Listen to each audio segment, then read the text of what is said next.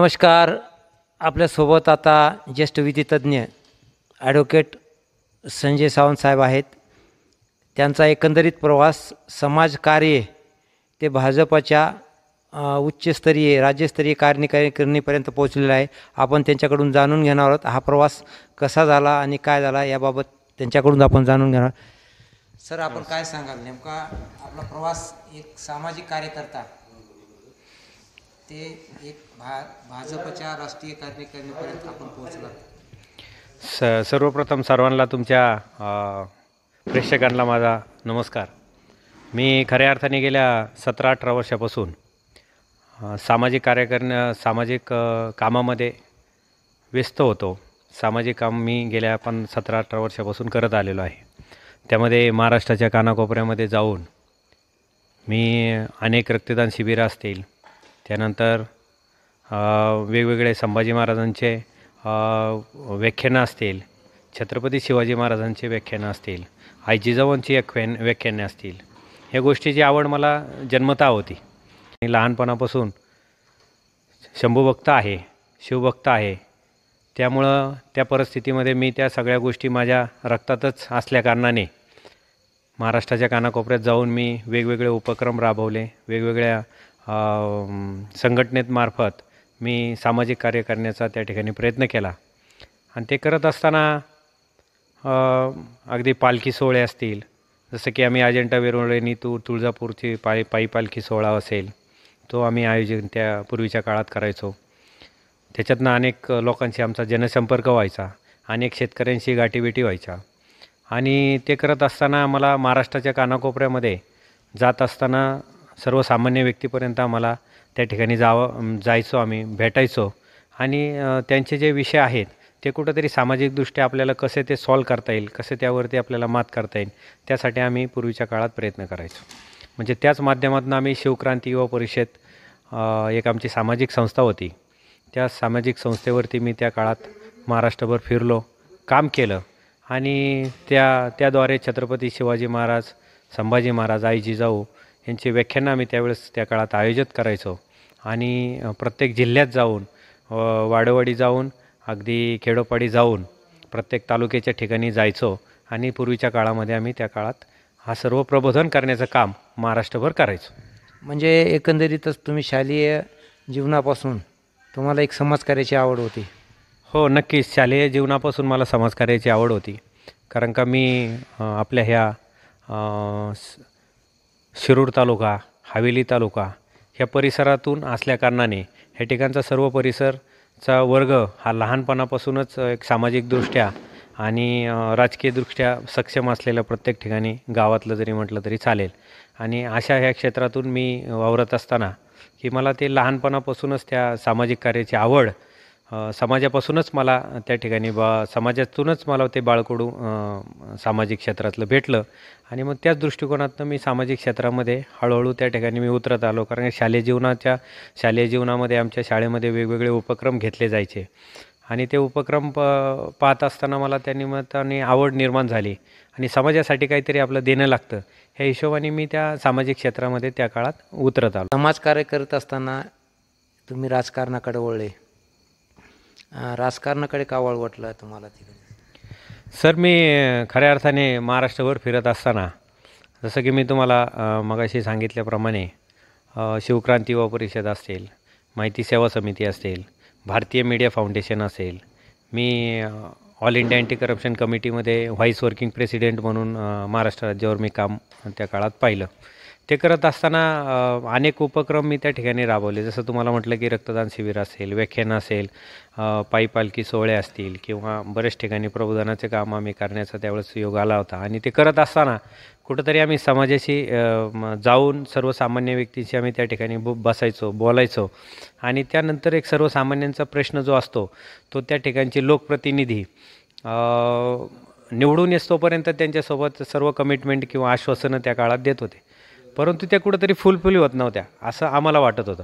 आणि आम्ही ज्या सामाजिक संस्थेबरोबर काम करत होतो, त्या सामाजिक संस्थेबरोबर काम करत असताना आम्ही त्या सामाजिक संस्थेकडनं कुठलंही काम कंप्लीट करू शकत नव्हतो. फक्त त्यांना एक सांत्वन देऊ शकत होतो किंवा त्याच्यावरती निदान देऊ शकत होतो. परंतु काम करण्याचं हेतू आम्ही सरकारमध्ये नव्हतो ना विरोधात होतो.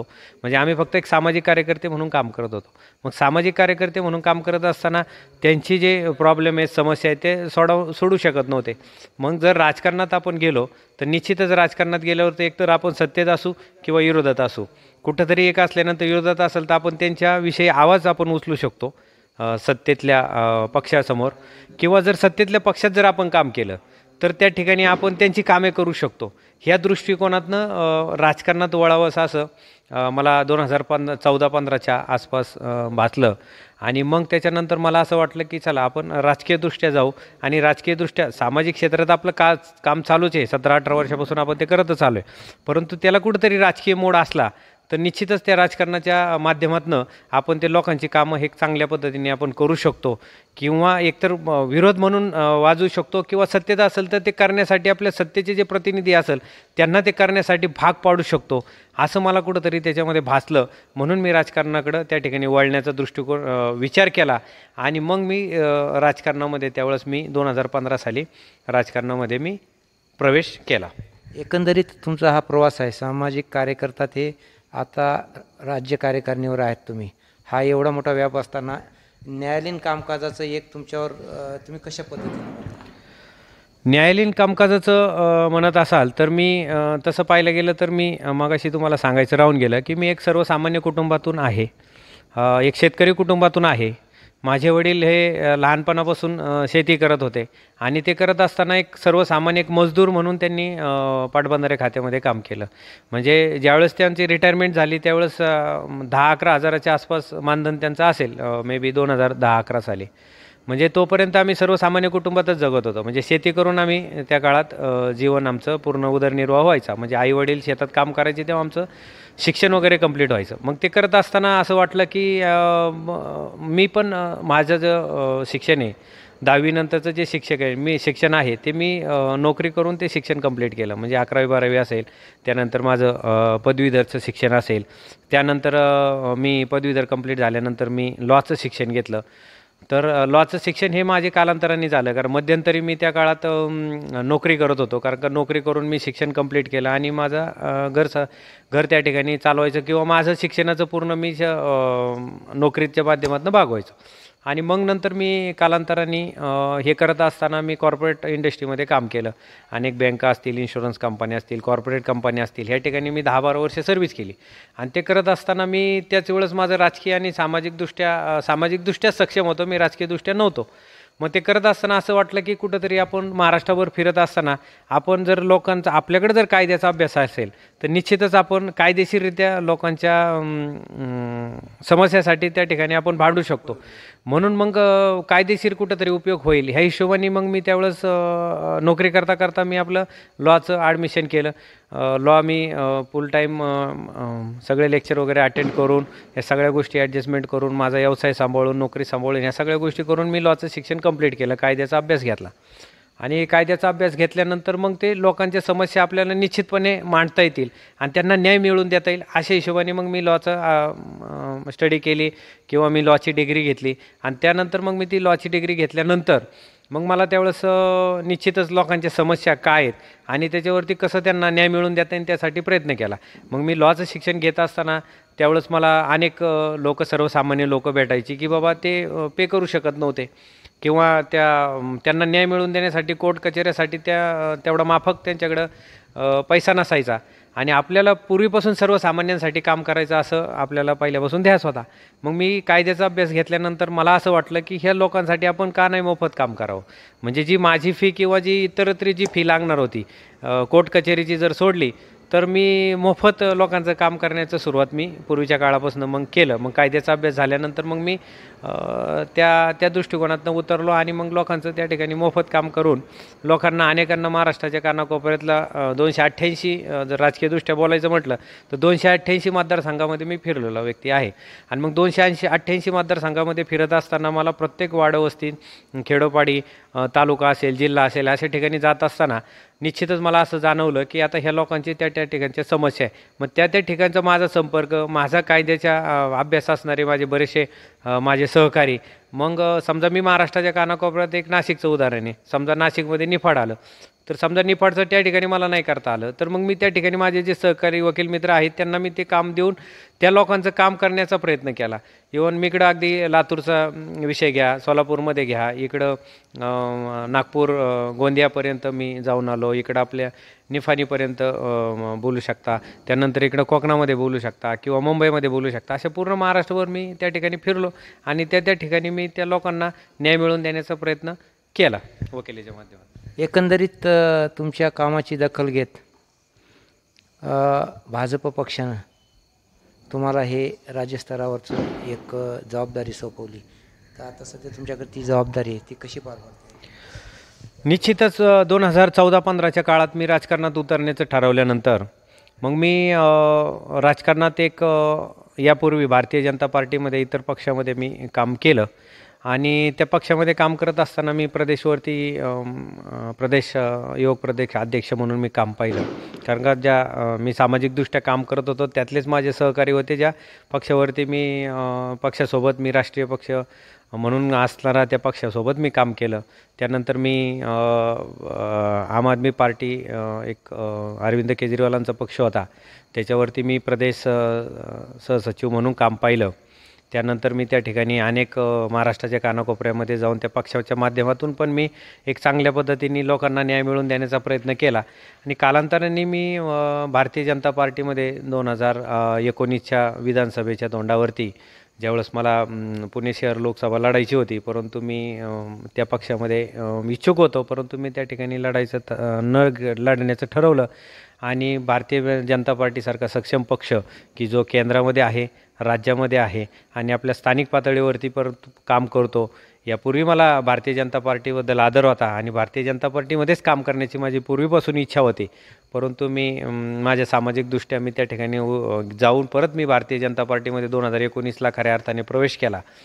आणि माननीय प्रदेशाध्यक्ष त्यावेळेसचे पाटील साहेब, चंद्रकांतदादा पाटील यांच्या हस्ते मी त्या ठिकाणी बाळाभाऊ भेगडे, आमचे माजी राज्यमंत्री, आमचे पुणे जिल्हाध्यक्ष गणेश तात्या भेगडे यांच्या, आपले स्वर्गीय श्री बाबूराव पाचरणे साहेब आणि आमचे जवळचे सहकारी, आम्ही ज्यांना आदर्श कायमच मानतो, आम्ही एकत्र, आमचे कॉलेजचे सहकारी, आमचे आदरणीय माजी आमदार, पुणे शहर अध्यक्ष जगदीशभाऊ मुळीक यांच्या मार्गदर्शनाखाली मी 2019 साली भारतीय जनता पार्टीमध्ये प्रवेश केला.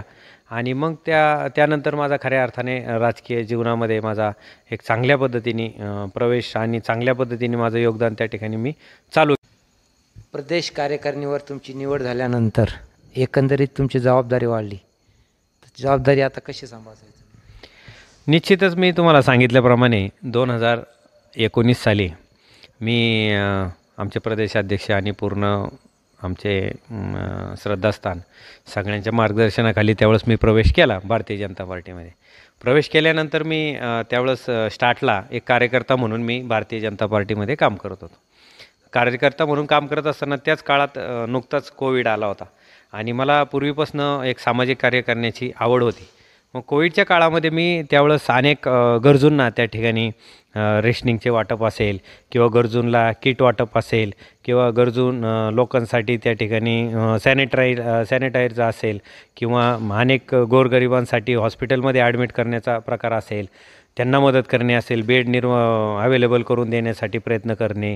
त्याच्यानंतर अनेक ग्रामपंचायतमध्ये त्या ठिकाणी कामगार महिला किंवा अनेक ग्रामपंचायतला कामगार असणारा वर्ग होता, त्या ठिकाणी त्यांना जाऊन रेशनिंगचं किट वगैरे हे सगळे बराच प्रकार मी त्या काळात करत आलो. त्याच मोमेंटला मी 2019 नंतर ज्यावेळेस कोविड आला होता, तर त्यावेळेस मी सर्वसामान्यांसाठी लाईट बिल माफ करावा म्हणून मी त्यावेळेस आवाज उचलणारा पहिला व्यक्ती होतो. त्यावेळेस अनेक प्रेस मीडियानी दखल घेतली होती. कदाचित तुमच्याही पेपरनी माझी त्यावेळेस दखल घेतलेली होती आणि ती बातमी महाराष्ट्रभर फिरलेली होती. ते करत असताना मी त्याच्यानंतर ती बातमी आपले केंद्रीय मंत्री रामदासजी आठवले साहेब यांनीसुद्धा ती महाराष्ट्रभर तो विषय लावला होता, भारतभर विषय लावला होता आणि लाईट बिल माफ करावं म्हणून आपण त्या ठिकाणी सर्वसामान्यांसाठी प्रयत्न केला होता. आणि त्या काळातल्या सरकारने त्यावेळेस तो लाईट बिल माफ 3 महिन्याचा लोकांना किंवा त्याच्यावरती सूट देण्याचं काम केलेलं होतं.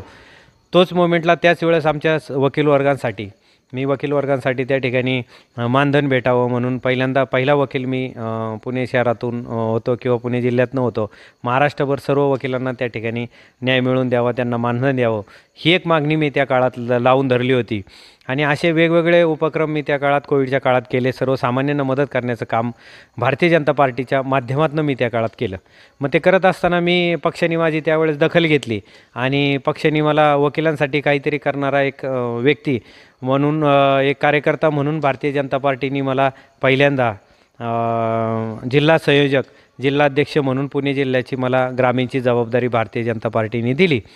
आणि त्यावेळेस दिली म्हणजे त्यावेळेस स्वर्गीय गिरीश भाऊ बापट साहेब खासदार होते.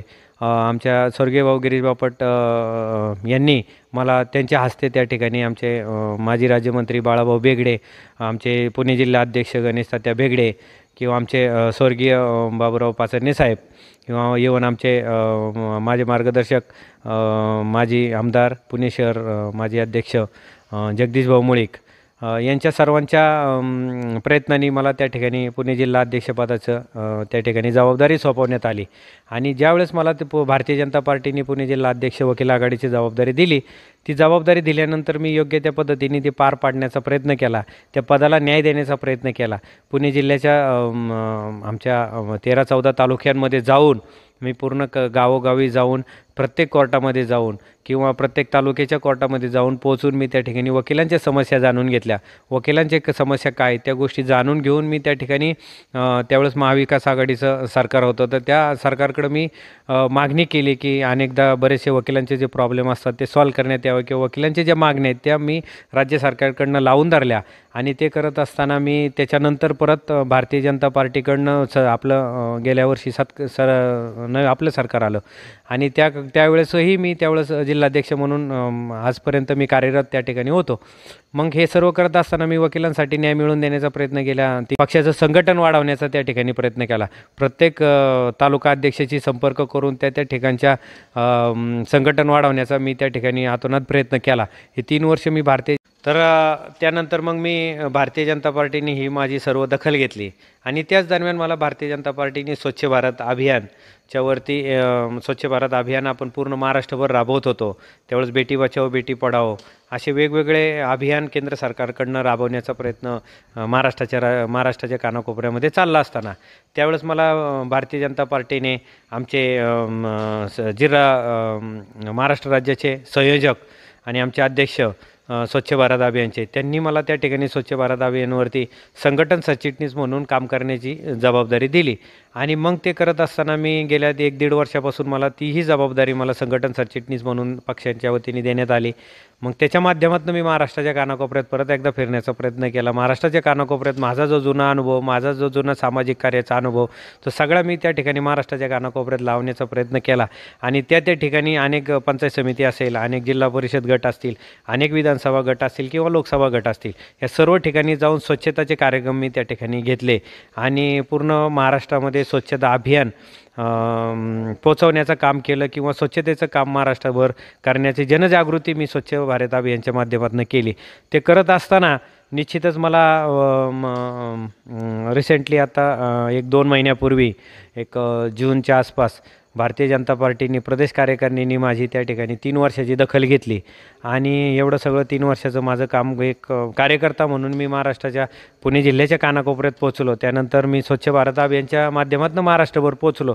ही निश्चित मला पक्षांनी कुठंतरी एक लेखाजोखाचा त्या ठिकाणी आढावा म्हणतो. जसं भारतीय जनता पार्टीचं काम हे असं असतं की प्रत्येक कार्यकर्त्यावर लक्ष असतं, प्रत्येक सर्वसामान्य कार्यकर्त्याचं भारतीय जनता पार्टीचं लक्ष असतं आणि त्या कार्यकर्ता काम कसं करतो, काय करतो, त्याची कॅपॅसिटी किती आणि तो भविष्यामध्ये कशा पद्धतीने एक राजकारणामध्ये मुसंडी घेऊ शकतो, असा कुठंतरी एक अभ्यास भारतीय जनता पार्टीमध्ये केला जातो असं मला ह्या माझ्या प्रवासानंतर निश्चितच वाटतं. आणि त्यावेळेस कुठंतरी पक्षाने माझी दखल घेतली आणि आमचे माननीय प्रदेशाध्यक्ष माजी मंत्री आमचे चंद्रशेखर बावनकुळे साहेब यांनी हे आमचे भारतीय जनता पार्टीचे प्रदेशाध्यक्ष म्हणून आता सध्या कार्यरत आहेत की साहेबांनी माझी त्या ठिकाणी दखल घेतली. त्यांच्यासोबत पूर्ण भारतीय जनता पार्टीने माझी दखल घेतली आणि मला भारतीय जनता पार्टीमध्ये राज्यावरती, प्रदेशावरती, कोर कमिटीमध्ये, आमच्या भारतीय जनता पार्टीच्या फादर बॉडीमध्ये मला महाराष्ट्र राज्याचा प्रदेश निमंत्रित सदस्य म्हणून त्या ठिकाणी मला नवीन जबाबदारी पक्षांनी माझ्यावरती सोपवली. निश्चितच ही जबाबदारी मला महाराष्ट्राच्या कानाकोपऱ्यामध्ये मी परत एकदा पोहोचावं, संघटन चांगलं वाढवावं आणि पक्षाच्या माध्यमातून एक गोरगरिबांसाठी काम करावं, समाजासाठी काहीतरी काम करावं, ह्या हेतूने आमच्या प्रदेशाध्यक्ष साहेबांनी मला त्या ठिकाणी जबाबदारी दिली असावी.